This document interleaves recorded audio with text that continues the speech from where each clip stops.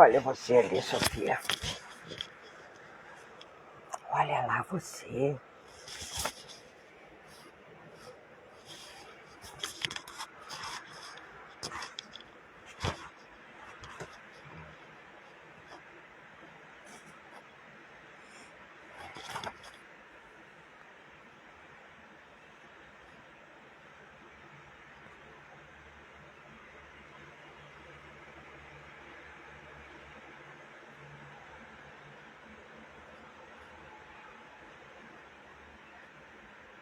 Boa noite, pessoal. Vamos aguardar um pouquinho. Entrei um pouquinho antes, né?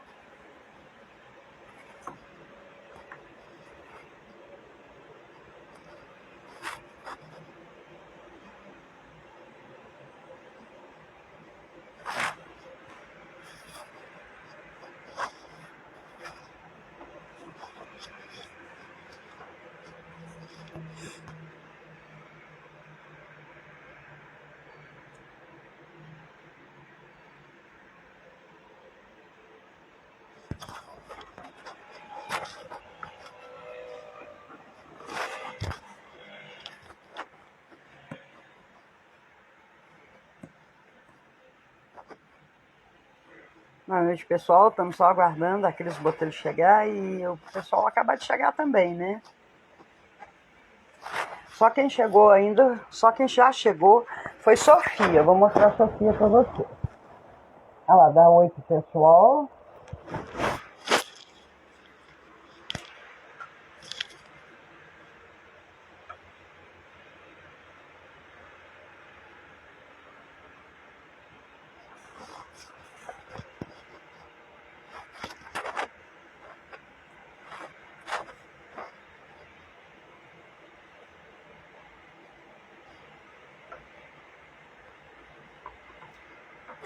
Boa noite, pessoal. Cris Botelho chegou, deixa eu ver como que eu convido.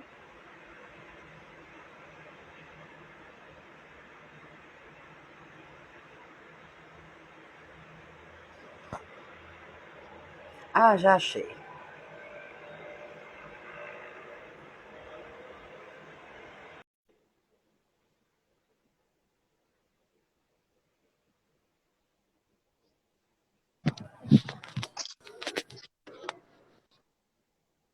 Oi, Cris.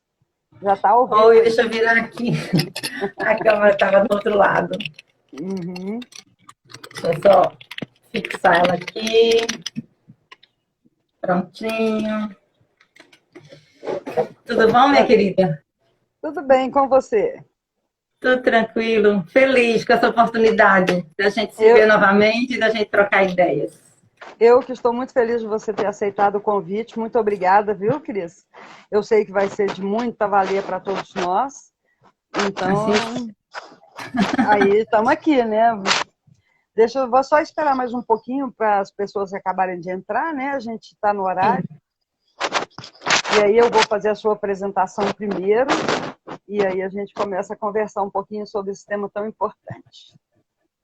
mas a gente pode começar a apresentação pelo nosso encontro no curso de inverno que eu fui fazer aí nessa terra maravilhosa. Né? Pois Se é, conhecer. tá bom de você vir agora passear, né, Cris? Não é não? Eu até tive, mas foi tão corrido que eu não consegui nem falar com você. Eu Pois adoro é. a terra, eu adoro Minas.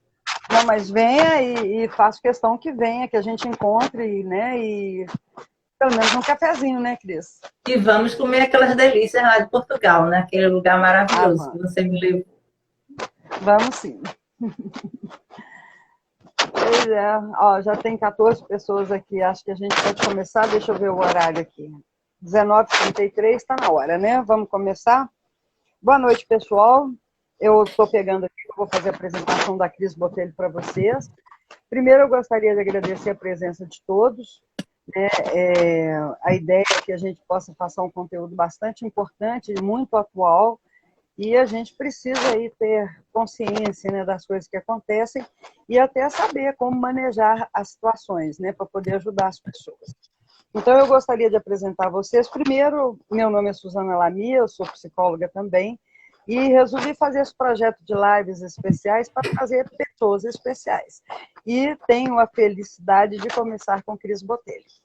A Cris tem uma experiência grande, uma experiência prática e profissional.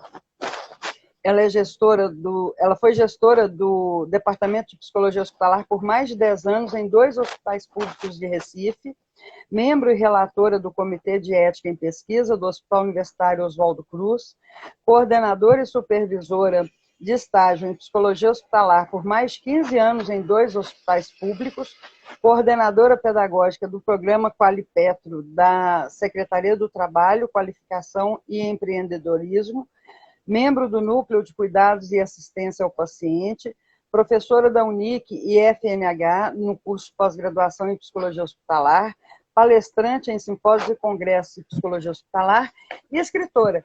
Tem esse livro, trouxe hoje, né, que é exatamente do tema que a gente vai estar falando, a capa do livro é esta, né, e o capítulo da Cris Botelho é muito interessante, se vocês tiverem oportunidade de ler. Eu vou mostrar para vocês. Aqui começa o capítulo. Não sei se fica invertido, mas de qualquer forma vale muito a pena. O livro chama-se Violências dos Antigos Hábitos às Novas Formas. E o capítulo da Cris Botelho chama-se A Violência contra a Mulher e os Danos à Saúde Mental. Excelente texto, vale a pena. Muita informação. E é isso, né? Vamos agora começar o nosso bate-papo aqui com ela, aproveitar ao máximo. Se vocês quiserem falar alguma coisa, mandar alguma mensagem, eu vou tentar ler, né? Não sei se consigo, mas aí vamos começar então. Cris, a palavra é sua. Só para poder a gente deixar registrado que esse foi o artigo que eu tive o prazer de fazer com a minha filha. Minha filha é socióloga, e aí nós nos debruçamos um pouco para estudar sobre o tema, porque interessa a psicologia e a sociologia, né? E foi você poder compartilhar com ela esse artigo. E foi uma provocação, né? Existe um grupo de mulheres que sempre se questiona e que vive essa realidade nos nossos ambientes de trabalho, seja no aspecto jurídico, né? Seja no aspecto da saúde, psicólogos, oncologista, enfim, tem uma equipe boa de mulheres que tem uma vivência no ambiente de trabalho e mesmo no ambiente social que provocava a gente para sentar, conversar e escrever. Um belo dia nos reunimos e decidimos que íamos fazer esse primeiro livro e o segundo já está pronto, em vias de ser lançado, né? Porque você sabe muito bem que isso é uma coceira, né? Você mesma produz livro com a maior facilidade. Então, quando a gente começa e quando a gente faz conjugadamente, é melhor ainda, né? Porque aí a gente estimula umas as outras. Sim, e quando for fazer o lançamento, Cris, vamos fazer aqui. Eu não estou te ouvindo, Suzana. Não estou te ouvindo. Tá. Tu está me ouvindo direitinho? Eu estou te ouvindo bem. Mas ficou silêncio aqui para mim. Não sei se para as pessoas, se todo mundo está ouvindo. Era bom alguém responder aí, se todo mundo está ouvindo direitinho. A nós duas, inclusive, né? Sim. Vocês estão ouvindo? Alguém sinaliza para a gente, por favor. Algum problema com o nosso áudio, pessoal? Eu acho que sim. Talvez seja só para mim. Que maldade. Estão ouvindo, ainda bem. Você está me ouvindo agora, Cris? Não sei o que aconteceu, porque eu estava te entendendo direitinho. Que bom, tá todo mundo ouvindo bem. Mas você tá me ouvindo? Já deu sinal de vida aí, mames. E você está me ouvindo bem agora? Agora melhorou, ouvi um agora. Veja se assim melhora para você. Melhora. Então. Para mim, melhora. Vou pôr o microfone mais próximo aqui. Isso, por favor. Até perdi o que eu... eu estava falando que no lançamento do segundo livro, eu gostaria de te convidar para a gente fazer ele aqui também, né? E aí os meus amigos aqui do Insta vão poder participar também, e aí eu acho que é interessante a gente estar falando desse segundo livro seu. Quer dizer, não é o segundo, né? É o terceiro. É o terceiro, porque o primeiro já faz tanto tempo, né? Foi em 2013, que também foi um trabalho de equipe, Salvando Vidas em Vida, era um projeto que a gente fazia na área de transplante de medula óssea, também uma equipe maravilhosa. E aí eu participei com um artigo. Mas enfim, vamos falar de violência. terceiro livro vai ser sobre o quê, Cris? É surpresa? É a continuidade sobre violências, continua na mesma temática, só que o volume 2. Outros aspectos, né? Eu vou trabalhar a questão do transtorno pós-traumático, a fazer a correlação entre a violência, o transtorno e a proposta de tratamento para o transtorno, mas é um aprofundamento ainda sobre o sofrimento psicológico da mulher vítima, né?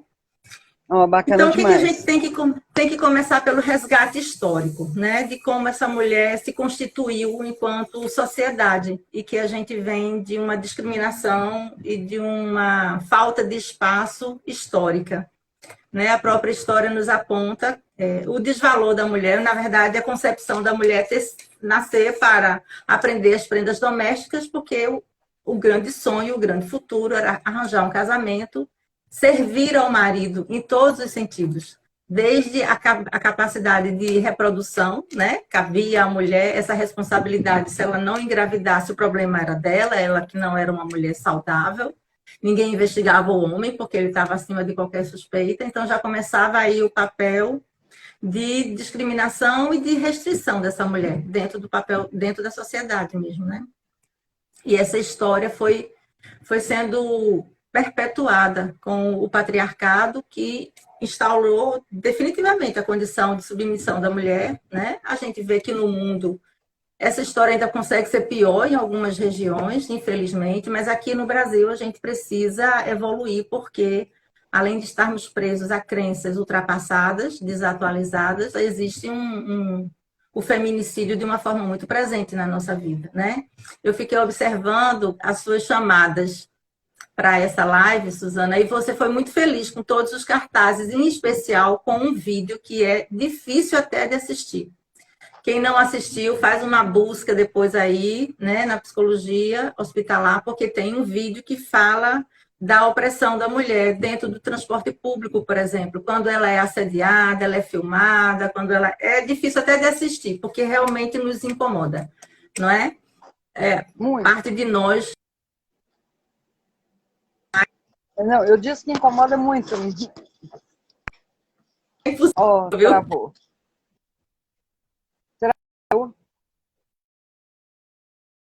As mulheres todos os dias, né? No assédio do transporte público, no assédio do trabalho, naquela falsa aparência de amigável, mas na verdade a proposta é tocar o corpo da mulher com uma intenção maliciosa, né? Então, estrita em relação aos nossos ambientes de trabalho. Depois, a questão econômica.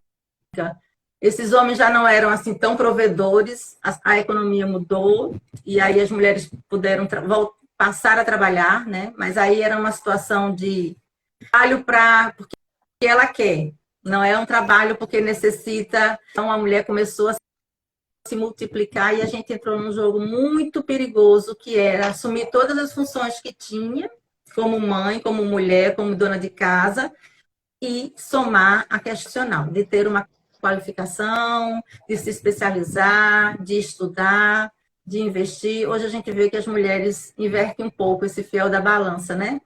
Hoje elas primeiro se estabelecem profissionalmente e economicamente, para depois pensar em casamento e mais depois ainda a questão dos filhos, né? A situação hoje está meio invertida porque a mulher se apoderou dessa possibilidade de autonomia e não existe autonomia de vida se não houver autonomia financeira.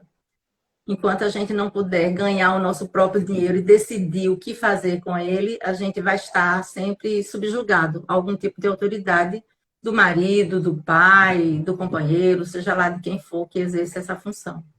Então, falar sobre isso é alertar as mulheres que a gente precisa ter voz, né? A gente precisa unir, a gente precisa acolher, a gente precisa parar de julgar, a gente precisa atualizar as nossas crenças e os nossos valores sobre a liberdade dessa mulher e da autonomia dela. Nós somos a maior parte do número de donas de casa, chefes de família. Não se fala sobre isso.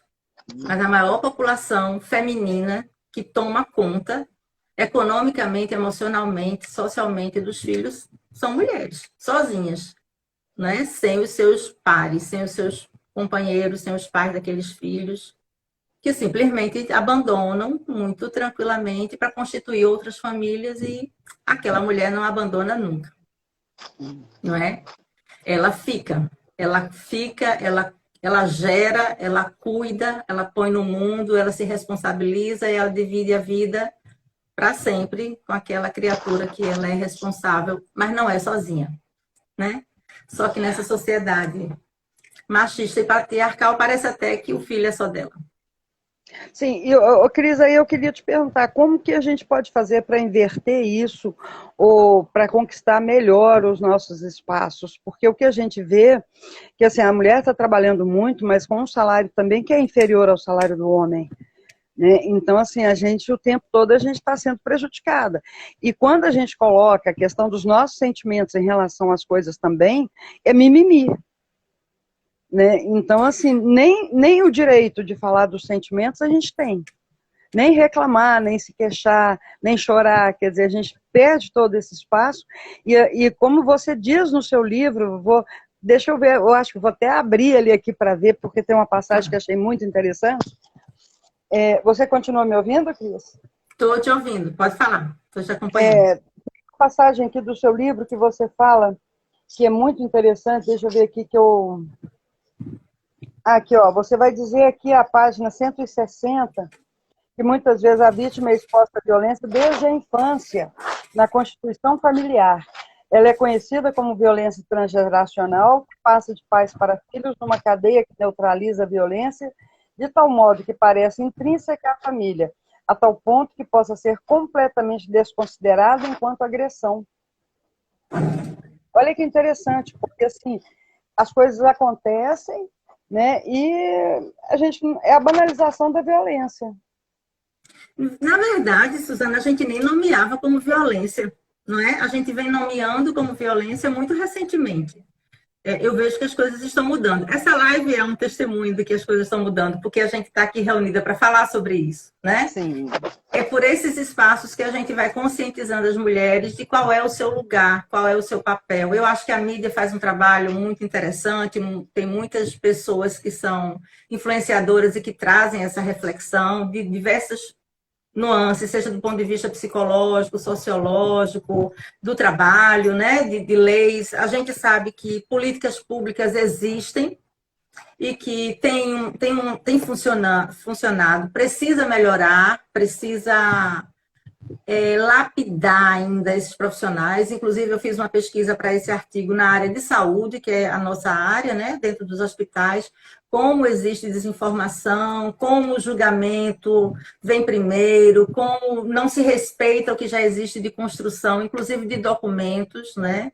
As pessoas se escondem atrás de um constrangimento para não mexer na dor alheia. Então, para não constranger, já chegou aqui tão machucada, então, para não criar constrangimento, preferi não falar. Não existe isso de não falar. Aprenda a falar. Busque perguntas abertas, depois você vai fechando essas perguntas. Acolha esse sofrimento, valide esse sofrimento, que vai para além do corpo, para além do hematoma. Cuide desse corpo, cuide dessa ferida, mas busque a ferida da alma, né? Aquela que dói, que a gente tão sofridamente pena por conta dela por anos, porque aquela ali do braço, do machucado, uma hora fica bom. Mas essa cicatriz da alma não é assim tão imediato, né? E a gente precisa aprender a ouvir essas pessoas com respeito, com empatia, com delicadeza, mas não se esconder atrás de não vou constrangê-la para poder não fazer o que é preciso fazer. Uma coisa que é muito importante que a gente tenha em mente é que só dados e registros e denúncias promovem políticas públicas. Se a gente não registra, não existe. Né? É o país, nós como todos, temos uma cultura da subnotificação em todos os aspectos. E subnotificação significa esconder uma realidade e impossibilitar uma proposta de mudança. Porque se eu não vejo, não existe, não há o que fazer. Então, os profissionais de saúde, eles precisam, primeiro, serem melhor preparados para acolher esse sofrimento dessa mulher que sofre, né? Saber investigar, saber acolher, saber ouvir essa mulher, saber com empatia perguntar o que é que que acontece? Por que é que chega daquele jeito? Por que aquele corpo está tão machucado? Por que há tanto sofrimento? O que é que se passa nessa relação? O que é que acontece, né? Porque é preciso ter essa relação de confiança para você se abrir. Você vai falar do seu marido, do homem que você escolheu. Você vai falar do pai dos seus filhos. Como é que você vai chegar para um estranho para falar sobre isso se você não sentir segurança, acolhimento, né? Então, a primeira barreira é isso. Isso acontece não só nos hospitais, mas em especial na polícia, quando a coisa toma esse vulto. Eu ia falar isso agora, que assim, a questão da delegacia especializada, né, Cris, que é tão importante, porque assim, esse lugar de fala é da mulher. Né? Então, assim, quem melhor para escutar, quem melhor para acolher essa dor? Nós. Né? Claro que os homens também podem estar preparados. Mas num país machista como é o nosso, né, que tem se legitimado as violências cada vez mais, então assim fica complicado. Por exemplo, a pessoa sofre uma violência em casa, vai para a delegacia, chega lá, vira chacota. Então eu percebo que é uma coisa também que inviabiliza a mulher de fazer a queixa. Pois é, isso enfraquece, não é? Porque, primeiro, as mulheres não são informadas dos direitos dela. Começa por aí. Então, a gente tem que trabalhar maciçamente a divulgação do que é o direito da mulher, onde é que ela pode buscar socorro, de que maneira você pode fazer. Aqui em Pernambuco teve uma época que se fazia, inclusive, um gesto solidário, comunitário, muito simples. Quando havia uma briga e a coisa se extrapolava entre o casal, as mulheres vizinhas começavam a apitar. Pegar um apito e apitar. Aquilo era uma forma de dizer que todo mundo estava sabendo o que estava acontecendo e era uma forma de advertir a polícia que estivesse circulando que estava existindo algum tipo de violência. Essa era uma rede de proteção muito interessante, muito simples e muito interessante, né? Onde a outra mulher diz assim, você não está sozinha, a gente está com você e a gente vai te ajudar. Algumas estratégias foram criadas, inclusive em bares, restaurantes, de você fazer um gesto, de você fazer um sinal na mão, de você pedir alguma coisa ao garçom e o garçom se fazer presente, dizer que está sabendo que pode fazer alguma coisa por você. Enfim, tem algumas estratégias que são trabalhadas, mas ainda é muito incipiente para a maior parte das mulheres, né? A gente tem que trabalhar maciçamente esse direito da mulher, divulgar os lugares de apoio, onde ela pode recorrer, que tipo de assistência ela vai poder encontrar, e a gente tem que fazer essa assistência funcionar.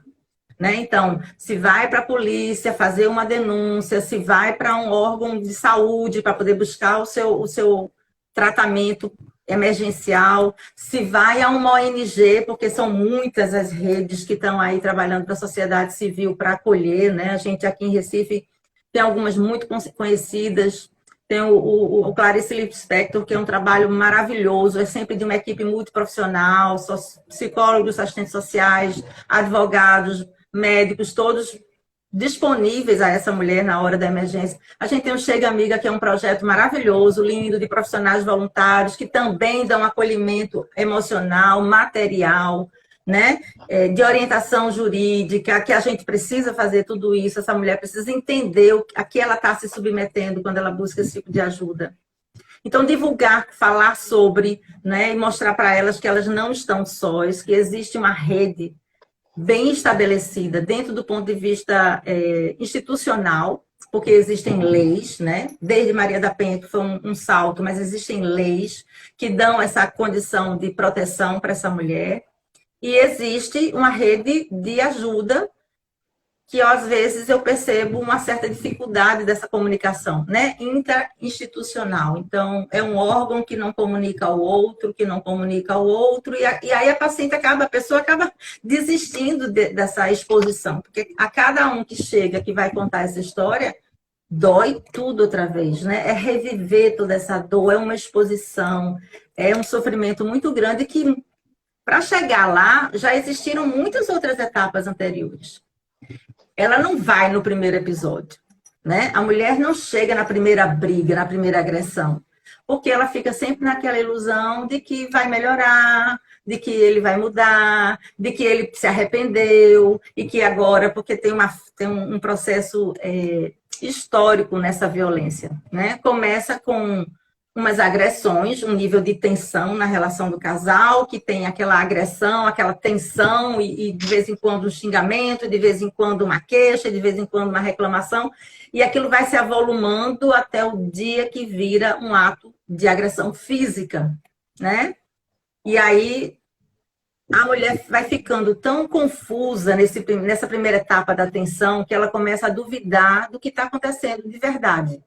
Até que ponto ela é responsável, porque ela vai ser sempre acusada, ela é sempre a culpada por tudo que acontece. Se eu, homem, estou nervoso, a culpa é sua, porque você não fez, porque você não deu, porque você não disse, porque você não é, e porque, enfim, tudo é sua culpa que provoca em mim essa desestabilidade.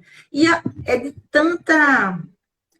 tão forte isso, que ela começa a duvidar se ela realmente não é responsável. Será que ela fez alguma coisa errada? Ela começa a achar que de fato poderia ter feito diferente e vai assumindo uma responsabilidade que não é dela, vai deixando ela insegura e confusa e vulnerável, e é quando a violência física se instala.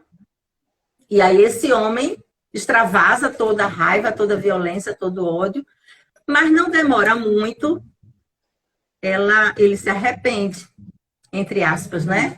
Finge um arrependimento, e aí sai daquele momento de dor plenos, de total abandono, né, e sofrimento, para aquele de me desculpe, eu fiquei nervoso, eu não quero fazer isso com você, você não merece, eu é que estou errado, e inverte o jogo e passa a ser ele o causador de todo o problema. A mulher, então, se desarma, abandona a dor, abandona o sofrimento para se iludir com aquele pseudo-afago, né? Porque precisa de muito pouco para ela abdicar daquela dor. Basta um olhar ou uma delicadeza, um gesto mínimo que seja, e ela na esperança, porque naquele momento da briga, ela tem muito medo de morrer. Ela sabe que ela corre o risco de morrer. Mas não é só a morte dela que importa, é o abandono dos filhos. Com quem eu vou deixar? Essas crianças vão ficar com esse homem que é capaz de me matar? Como é que eu posso? Eu não posso morrer. Esses meninos vão ficar como? Então ela fica desesperada, e se ele tem um gesto de que eu desisti de matar, para ela já, eu vou ficar viva, eu vou poder cuidar dos meus filhos, vou poder criar meus filhos, né? Então tem aquele arremesso aquele esfriamento da tensão. Eles vivem uma lua de mel, 1000 promessas e alguns agrados, né? Mas não demora muito, tudo volta o ciclo da tensão, novamente de responsabilizar a mulher, de que ela não faz, de que ela não é, de que ela não tem, de que, enfim, e o ciclo se repete. Acontece que, às vezes, as mulheres querem que dê certo, que mude. Até porque, Cris, isso é uma questão até estrutural de que o casamento dá certo porque a mulher faz dar certo. Porque é isso que a sociedade diz, né? Inclusive, algumas religiões dizem. O casamento, a mulher é a responsável por tudo que acontece no casamento. Então, se não der certo, foi porque você não soube lidar com essa realidade. E não é assim, né? É uma relação paritária. Os dois são responsáveis por isso. Felizmente, a gente já vê algumas mudanças, né? Suzana, por exemplo, a gente vê que os pais jovens hoje assumem a paternidade de uma forma braçal, que era sempre a mulher. Era ela quem tinha que aprender a cuidar do filho sozinha, né? Historicamente, os homens entravam na educação quando essas crianças tinham perto de 8 anos de idade, que era quando ele tinha que ensinar o que é disciplina, obediência, norma, lei. Até lá, a vida estava entregue à mãe. A mãe é que era responsável pela vida e a existência dessa criança. Então, assim, desde muito cedo a história da mulher foi restrita a esse papel de mulher deste homem para servi-lo sexualmente, materialmente, né? E mãe dessas crianças para garantir a sobrevivência dessas crianças, saúde, enfim, desenvolvimento e o próprio nascimento, né? Porque se ela não gerasse esse filho, o problema era dela, né? Então, isso marcou muito a consciência das mulheres e dos homens também, naturalmente, né? Eu queria aproveitar até, né, todo esse esclarecimento que você está trazendo para a gente, para te perguntar como que fica a questão Nossa, agora eu fugi. Do movimento feminista. Porque, assim, as pessoas têm uma concepção errônea a respeito do movimento feminista. Então, eu gostaria, né, se você puder esclarecer para todo mundo, para nós, né, o que é o movimento feminista, o que é o movimento antifeminista, que hoje atrapalha e emperra muita coisa também, né? Pensa o que é numa sociedade completamente patriarcal, onde esse homem tinha o seu poder, o seu papel muito bem estabelecido e definido, ele é o provedor, ele é o dono da moral, ele é o que pode tudo e a mulher não pode nada. Ela tem que se restringir àquele lugar e que a gente tem que registrar isso, que inclusive a igreja, né? A igreja validava isso, valida em algumas até, né? Esse lugar de mulher. Mas, assim, a igreja dizia que aquilo que acontecia entre um casal, né? Ninguém tinha direito de interferir, tem aí vários jargões. Entre homem e mulher, ninguém mete a colher. Felizmente, a gente mete a colher, mete o apito, mete a polícia, mete a justiça, a gente mete, né, a saúde, a gente mete a mão, mete tudo, mete o pé se for preciso, para mudar essa relação. Então, neste momento, as mulheres começaram, então, a se organizar para poder reivindicar aquilo que era justo. Hoje a gente fala com muita facilidade, mas a gente tem que lembrar que tiveram mulheres que passaram por muito sofrimento para a gente estar aqui. Quanto tentaram deturpar? No Irã, né, Cris? Aquele tanto de morte lá. Isso.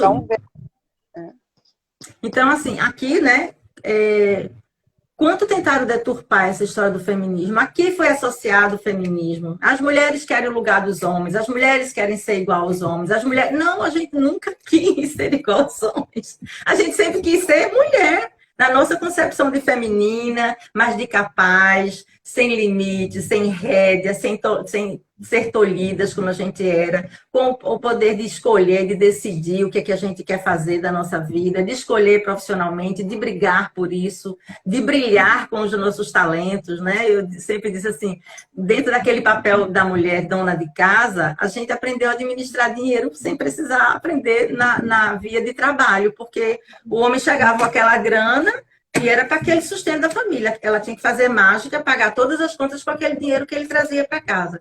Então, aquela mulher aprendeu a administrar dinheiro, porque tinha que fazer o dinheiro render para comida, tinha que pagar a roupinha do filho que estava precisando, ou o presentinho do amiguinho. Era daquele dinheiro, era um só dinheiro, né? O filho gosta mais disso, a filha gosta mais daquilo, como é que a gente poderia satisfazer as duas personalidades, as duas necessidades? Então, a gente foi se preparando, mesmo sem saber, para o aspecto econômico, a lidar com o dinheiro. A gente aprendeu a lidar com pessoas desde sempre, porque os filhos são diferentes, né? A educação é a mesma, mas os filhos são diferentes. Então, o que é que a gente pode fazer para poder o outro se desenvolver mais, para poder tirar a timidez daquele outro, para desencorajar a brabeza daquele que é mais bravo, para incentivar o estudo ou incentivar o esporte? A mulher foi treinando a habilidade de lidar com as pessoas, de lidar com as diferenças, sem saber. Nós estávamos num enorme laboratório, a gente não tinha a menor ideia. Para quando a gente conseguiu se organizar enquanto grupo de mulheres, começar a brigar pelos direitos dessa mulher, ser muito mal vista pelas próprias mulheres, porque os homens faziam esse papel muito bem, em desqualificar esse movimento, né? De fazer com que as mulheres pudessem não apoiar, não se identificar, porque era tão subjugado, era tão mal falado, que acabava que as mulheres não queriam nem se associar a esse movimento feminista, né? Que coisa horrível, você é feminista, parecia uma tormenta isso. E aí, por muito tempo, as mulheres tiveram muito sofrimento para poder se fazer ouvir. Hoje, dizer que a gente é feminista já virou até algo... Não tem nem que se discutir, porque, afinal de contas, a gente está defendendo a mulher, com a sua liberdade, com a sua feminilidade, com o seu jeito de ser, com o seu jeito de se vestir, com a sua liberdade de realizar, de construir, ou não, né? Não é mais aquela mulher que tem que engravidar, não é mais aquela mulher que tem que aprender a cozinhar, ela não tem que nada, ela tem que se encontrar, se reconhecer e se fazer naquilo que ela acha que é melhor para ela. Então, essa liberdade para a mulher dentro de um país completamente machista, e eu sou da região Nordeste, a gente ainda tem um ranço muito maior, né, do manda quem pode, obedece quem tem juízo, daquele bem canavieiro mesmo, e aí a gente se libertar disso ainda é mais complexo, porque está muito arraigado na cultura. A gente precisa abrir muitos braços para poder ocupar o nosso espaço, né? Porque existe... Oh, desculpa, Cris. Não, tudo bem. Eu queria te perguntar qual que é a responsabilidade da mulher na criação desse homem machista. Ah, pronto, essa é a melhor pergunta. Porque a gente não pode esquecer disso, né? Esses homens são criados por mulheres que repassam as crenças e repassam os valores. Então, cabe a nós, mulheres, na educação dos nossos filhos, trajar, determinar esse respeito a essa mulher, na forma de falar, na forma de lidar, né? Ser essa mulher em primeiro lugar, assumir esse lugar de autonomia, de liberdade, né? Porque a gente também não pode querer que o outro aprenda o que eu não consigo representar, né? Então, falar de uma coisa e ser outra não vai validar. Eu preciso primeiro me empoderar, me tornar essa mulher independente, segura, né? Autônoma dos meus pensamentos, dos meus desejos, dos meus sonhos, para então educar esse filho aprendendo a respeitar, a reconhecer e a valorizar. Mas não tenha dúvida que está em nós, a mulher tem esse poder absoluto de influenciar as mulheres pela sua inspiração, no seu jeito de ser, mas, sobretudo, de ensinar aos homens a respeitar e admirar essa mulher, né, que está livre para ser quem ela quiser. E nós somos de uma geração de transição, porque para eu viver a minha vida profissional e ter 3 filhos como eu tenho, eu também sofri muita cobrança da minha mãe, porque ela era mãe, dona de casa. Então, como é que você viaja, deixa seus filhos entregues? Se entregue ao pai. O pai está aí para fazer a parte dele, está muito bem entregue. Se não estiver bem entregue com o pai, que casal é esse? Que relacionamento é esse, né? Então, também sofri essa cobrança de que eu abandonava muitos filhos, né? Bom, meus filhos cresceram sabendo que era o meu trabalho e que eu sempre valorizei e respeitei aquilo que eu faço, né? E que eu nunca me dei esforço para poder ir buscar minhas melhorias, meus acréscimos, seja em viagem, seja em trabalho, seja em congressos, no que for. Eu estava indo buscar o meu alimento, né? Intelectual, emocional, espiritual, para que eu pudesse oferecer o melhor para eles, né? Mas nós somos daquela geração que quebra e que diz, não, eu vou deixar o filho em casa, mas eu vou trabalhar, eu vou ter que... Às vezes era à noite, às vezes eu via viajar, chegava, trocava a mala e viajava de novo. Era uma época da minha vida, do meu trabalho. Precisava fazer isso. O pai estava ali. Ficava com os filhos, fazia parte dele também, né?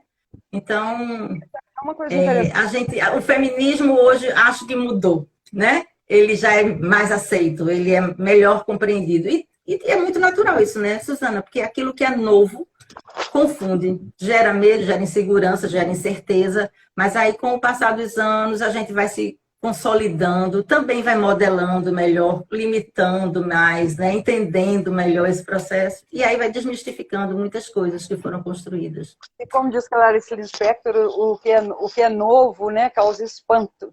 Então é verdade. Mas a gente ainda tem frases, Cris, que me incomodam profundamente, que às vezes escuto, né, que o homem é um marido, o fulano é um marido muito bom porque ele ajuda a mulher. Então, assim, ele ajuda a cuidar do filho que é dele, ele ajuda a cuidar da casa que é dele, ele ajuda a lavar a louça da pia.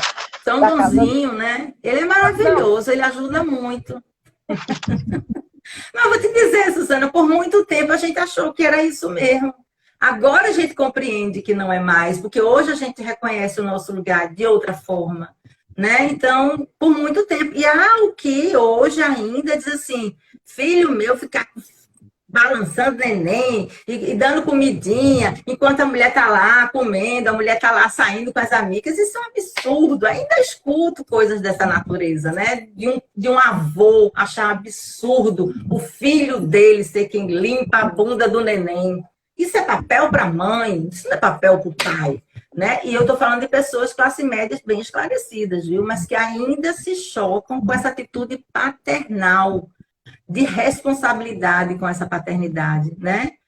E que isso, felizmente, é lugar comum. Hoje os jovens reconhecem que precisam participar, né? De contribuir com a parte deles, não é ajudar essa mulher, é favorecer aquilo que ele assumiu como responsabilidade. Ele também decidiu ser pai, não é uma mulher sozinha, o filho não nasce sozinho, né? É uma participação de dois, então os dois serão pais. Os dois têm que contribuir, aprender juntamente a cuidar, a alimentar, a pagar as contas, tudo em conjunto. Ô, Cris, eu queria aproveitar o gancho aí de falar que ele também quis ser pai, né? E te perguntar, né, sobre essas decisões que existem hoje, que são bem políticas em relação ao aborto, que são decisões tomadas por homens. Por muitos anos, os homens diziam, né? Tire esse filho que eu não quero. Pagavam os abortos clandestinos e não se fala mais no assunto. Isso não é mais comentado. Quando a mulher começou a dizer que ela gostaria de escolher se dar seguimento ou não à maternidade, aí virou um escândalo. Isso é um absurdo, é um sacrilégio, você vai ser amaldiçoada, porque você... Enquanto foi os homens clandestinamente mandando as mulheres abortarem os filhos dele, porque eram filhos fora do casamento, ninguém comentava coisa alguma, e todo mundo sabia que isso acontecia, né?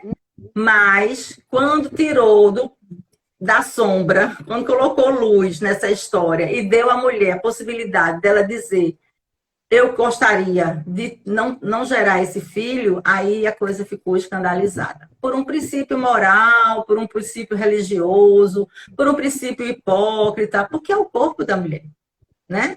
Claro que a gente, enquanto psicólogos, sabe que a gente precisa trabalhar muito bem essa cabeça, porque a gente tem esse ranço, né? Então, faço um aborto de boa, depois faço outro de boa. Não faz de boa, a cabeça não funciona bem, o corpo também se ressente, porque a gente está trabalhando contra ele. É melhor trabalhar a educação sexual e poder a mulher ter o controle sobre essa maternidade, porque se ela não quiser, ela não fica grávida. Ela fica grávida se ela permitir, né? Então, criar essa consciência de que a mulher tem o poder de engravidar quando ela decidir, junto com o parceiro, que é a hora, é a melhor política. Evita, né, chegar a esse estresse do aborto, porque, primeiro, que não é legal nesse país. Então, vai fazer de forma clandestina. E a gente sabe, Suzana, não é legal para uns. Para outros, é sim. Você vai para um hospital muito bom, com o melhor obstetra, faz e fica por isso mesmo. Não passa registro em canto nenhum. Mas a maior parte da população não tem acesso a esse luxo, né? E aí querem negar como se fosse uma isonomia, como se estivessem todos na mesma situação, o que não é verdade. A gente respeita os credos de cada um, não é? Mas a gente não tira da mulher essa consciência de que ela tem o poder de só engravidar quando ela quiser. E ela pode se prevenir para evitar esse tipo de situação. Mas é aí, quando não se preveniu e está numa gravidez indesejada, avalia, não é? O que é que você vai querer em relação a... Porque é para a vida toda. Não é uma coisinha de vou ali 9 meses e ok. É uma coisinha, vou ali 9 meses e vou passar a vida toda responsável por aquela criatura que aquele pai já disse que não quer, inclusive. Não é? E aí ele acha que dizer que não quer já está isento de qualquer responsabilidade, o que é uma ilusão, porque pela lei ele é responsável para a vida toda. E só fazendo uma parte aí para as mulheres, que eu escuto muito, não quero um centavo dele, não preciso dele, vou criar meu filho sozinha. Eu disse, tá certo, você não quer, mas o seu filho precisa. E vou dizer sinceramente, diga assim, brigue pelo direito do seu filho. Você não quer usar o dinheiro, não tem problema, aplique esse dinheiro. Coloque esse dinheiro, sabe por quê? Lá na frente, esse filho vai dizer, eu podia ter feito intercâmbio, não fiz porque você é orgulhosa, não quis receber nada do meu pai. Você não brigou para poder me defender. Eu podia estar numa escola melhor. Sabe por que eu não estou? Porque você brigou com meu pai. Meu pai podia... Aí aquele pai que nunca foi pai aparece com a boca cheia, cheio de orgulhos, não é? E essa mulher que se matou para criar esse filho e que teve orgulho, sim, quando disse que não quero nada de você. O filho é dele também, a responsabilidade é dele também, não só econômica, como emocional, não é? Para a vida inteira. Então, a gente precisava aprender. E é importante falar disso, Cris, porque o direito, né, é do filho. Então não tem que abrir mão de um direito que é do filho. Né? E eu acho isso uma colocação interessante. Cris, aproveitando aqui, eu queria que você falasse um pouquinho para a gente desse movimento que existe hoje, antifeminista, né, que está aí atrapalhando todo o nosso caminhar o tempo todo. Tá cheio de anti, né? Parece que tudo que virou o processo de crescimento e evolução está tendo a força contrária, não é? Da história do antes. Não quero, eu quero manter o status quo, está muito conveniente. Essa situação está muito boa, não vamos permitir que mude, não. Então, tem esse movimento aí para dizer um não para uma coisa que não volta mais. Não volta mais porque as pessoas, as mulheres estão conscientes cada dia mais do seu lugar, do seu papel. As crianças, as meninas, né, já não se submetem mais, já aprenderam a colocar limites em muita coisa, a não achar gracinha em algumas expressões, a corrigir, não é? A se corrigir na forma de falar. Nós é que tivemos e temos que estar atentas, porque tudo foi muito naturalizado e a gente precisa estar atento que não é para naturalizar, é para mudar a forma de falar. Sim, é para ser vigilante naquilo que parece tão inocente, não é mais inocente, foi numa época, mas nesse contexto não é mais. E a gente não vai conseguir mudança se a gente não se policiar, se a gente não se vigiar nos nossos pensamentos, nas nossas atitudes. Senão a gente reproduz também. Então, assim, quanto mulher, para essa nova geração, ser como ela está sendo, vir como ela está vindo, a gente precisa ser coerente. Né, ser exemplos para nós mesmas. Então, esse anti aí é um medo muito grande de perder as benesses e o status. Olha, quem está aí. É um medo muito grande de perder esse controle da situação, que sempre foi hegemônico, né? Ah, tu mandou e tá tudo certo. Agora não é mais assim. Mas isso, felizmente, não é 100%, né? Tem homens que são com H maiúsculo e sabem respeitar e valorizar esse papel da mulher. Não é uma coisa que a gente também tem que generalizar. Eu diria o seguinte, para os homens ficou muito complicado, porque estava tudo tão arrumado, não era? Estava tudo tão organizadinho. Por que essa mulher resolveu mudar das coisas? Então, aí ela começa a assumir um novo lugar, de se definir de uma outra forma e sobrou o que para esse homem? E ele vai fazer o que agora? Ele não é mais o provedor. A mulher se mantém, às vezes tem uma renda melhor. Ela tem autonomia, ela tem liberdade. Ela também tem grupo de amigas para sair. Pode não jogar bola, mas ela toma um café, ela vai para o cinema, ela joga alguma carta, ou ela vai para a academia, enfim, faz poesia, faz o que ela quiser. Então ela já assume um outro lugar que era legitimamente do homem. Ficou muito difícil. Olha só, você está trazendo uma coisa que é tão interessante, porque a gente ainda vê muito, né? Chega o final de semana, o homem ele vai jogar o futebol dele e a mulher vai para o supermercado. Né? Então, pois é. Né, que sempre foi muito mais do homem do que da mulher, e talvez a gente precise, nesse momento também, aprender a ser um pouco mais lúdicas, porque o que me parece é que a gente leva tudo muito a sério e a gente acaba não se dando esse espaço do lúdico. Então, assim, ao invés de eu ir, sei lá, para o clube, tomar um sol, passear, ir para o salão, qualquer coisa que nos faça bem, a gente vai para o supermercado, porque é o dia que a gente tem para fazer compra. Né? Pois é, mas pode ser o dia para fazer outras coisas e que às vezes a gente não aprendeu, não se permite, né? Está mudando isso. Eu tenho um grupo aqui de amigas que a gente se estimula muito na atividade física, então vai lá, paguei, fui, fiz, né? Conta as novidades, então a gente interage mais nesse aspecto. Eu tenho um grupo que é de estudar budismo, tem minha comadre que está aí o tempo todo, estamos sempre juntos estudando budismo, aí tem o grupo da caminhada, então vamos lá para fazer as nossas caminhadas nos finais de semana. Então a gente vai começando a construir ambientes, né, e alternativas para aprender a que eu posso ir para o lugar sem ter um homem do lado. Eu posso ir com a minha amiga, eu posso ir só. Quantas vezes eu fui a cinema, caminhada, passeio sozinha, com a minha companhia, né? Muito bem acompanhada de mim mesma e acompanhada de outras pessoas que estavam fazendo a mesma programação. Então, acho que isso liberta, né? E a gente precisa abrir essa porta por dentro. Não dá para ninguém abrir por fora. Essa porta é uma porta que a gente abre por dentro. E a gente aprende. E a gente aprende. E a gente aprende. A gente ensina e a gente aprende, não é? Aquilo que a gente ensina, a gente aprende. E aquilo que a gente aprende, a gente ensina também. Sei. Mas é sem dúvida um avanço. Diga, querida. Que até para ficar no ócio, né? Sim, até para não fazer nada e ficar bem, né? E ficar bem, se dar o direito de descansar. Peraí, agora eu preciso relaxar, agora eu preciso descansar. E aí ter esse direito a não fazer nada também. Né? A gente entende que quando o filho é pequenininho, né, que há uma dependência muito grande da amamentação, dos cuidados e tal, a gente é mais exigida mesmo. Mas isso a gente não tem que fazer sozinho, porque, bom, eu posso colocar o neném para amamentar, porque quem tem o peito e o leite sou eu. Mas o outro pode botar para rotar, pode trocar roupa, pode botar para dormir, pode tirar do berço, pode botar no berço, pode compartilhar isso. Não precisa necessariamente ser só a mulher, né? Então, ou pode fazer um acordo, eu faço isso, você faz aquilo, eu durmo nesse horário, tu dorme naquele outro horário. Enfim, faz um combinado aí de tal maneira que fique equilibrado, né? Que as duas partes se sintam responsáveis por essa cria. E não só a mulher. Cris, nós vamos encerrar essa live, mas a gente vai começar outra. Então, é verdade. Tem que avisar esse pessoal, né? Por quê?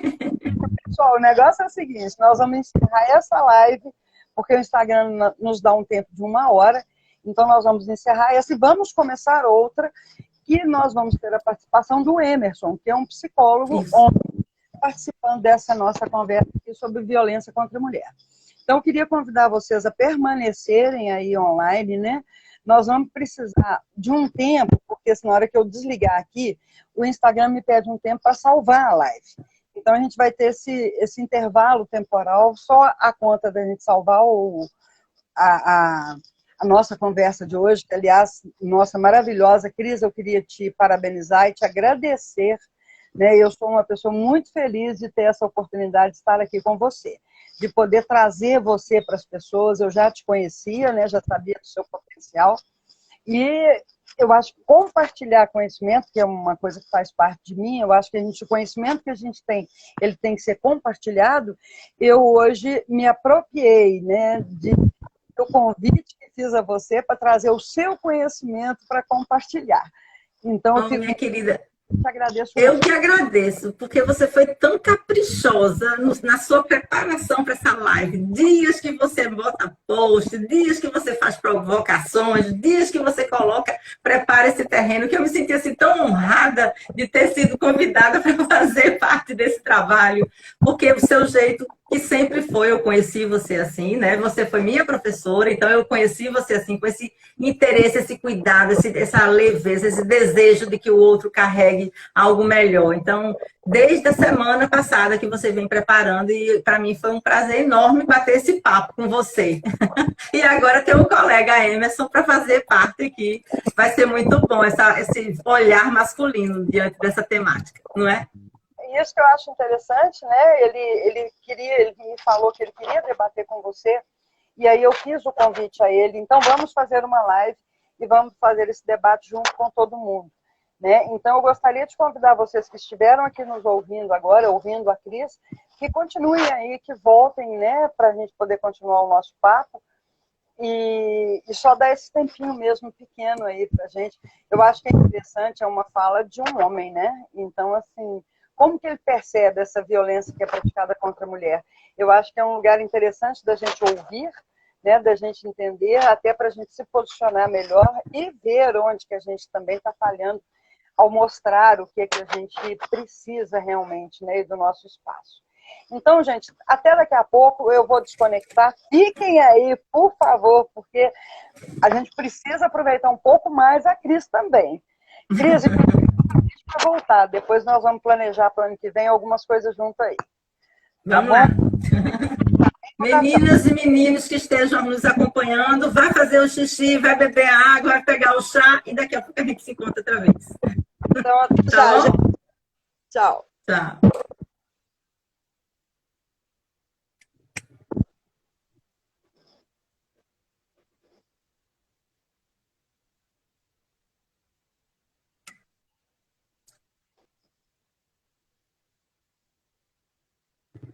estou tentando desconectar aqui. Ah, já consegui. Tchau, tchau.